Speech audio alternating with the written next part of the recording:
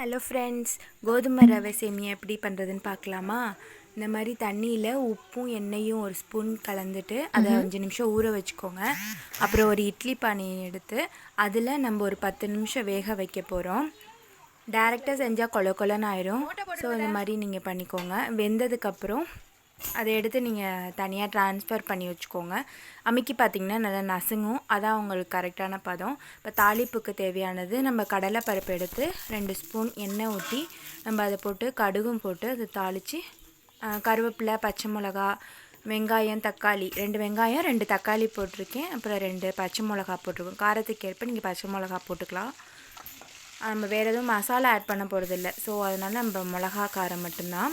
தேவையான அளவு உப்பு நம்ம அதுலேயும் போட்டிருக்கோம். அதனால் கொஞ்சம் பார்த்து போட்டுக்கோங்க. அதில் உப்பு தேவையான அளவு போட்டுட்டு நல்லா வதக்கிக்கோங்க. வெங்காயம் வதங்கினதுக்கப்புறம் நம்ம தக்காளி ஆட் பண்ண போகிறோம். 2 தக்காளி அரிஞ்சு வச்சுருக்கேன் இல்லையா, அதை நம்ம ஆட் பண்ணிக்க போகிறோம். நார்மலாக செய்கிறோம்ல சேமியா, அது மாதிரி தான். நம்ம டைரெக்டாக தண்ணி ஊற்றி பண்ணுவோம். இதை நம்ம வேக வச்சுட்டு பண்ணுறோம். இதை நீங்கள் காரமாகவும் பண்ணிக்கலாம். இல்லை அப்படின்னா இதை எடுத்து வச்சு நீங்கள் தேங்காய் திருவி போட்டு சர்க்கரை போட்டு சாப்பிட்லாம். இதை போட்டுட்டு ஒரு பெரட்டிக்கோங்க. உப்பு பத்தலை, ஸோ நான் போடுறேன். நெக்ஸ்ட்டு தேங்காய் கொஞ்சம் திருவி வச்சுக்கிட்டு அந்த தேங்காயையும் மேலே தூவி விட்டு போட்டிங்கன்னா டேஸ்ட்டு சூப்பராக இருக்கும். ரொம்ப ஹெல்தியான ரெசிபி இது.